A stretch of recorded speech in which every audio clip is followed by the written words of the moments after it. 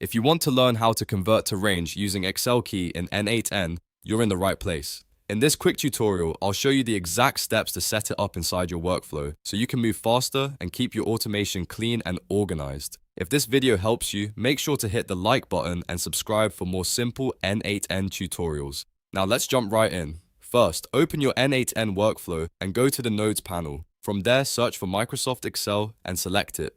This is the node you'll use to work with your Excel data inside N8n.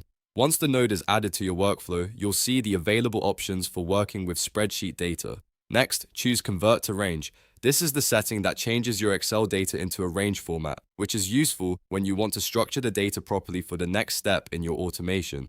Selecting the correct operation is important because it tells N8n exactly what kind of Excel action you want to perform. After that, you'll need to configure the node by giving the required details. Enter the necessary Excel key information, then fill in the other fields based on your file and range setup. Make sure the details match your spreadsheet exactly so the conversion works correctly. If the workbook, sheet, or range information is wrong, the node may not return the result you want. Take a moment to review everything before you continue. Confirm that the Microsoft Excel node is selected, that Convert to Range is chosen, and that all configuration details are entered properly. Once that's done, your N8n workflow is ready to process the Excel data in range format. And that's it.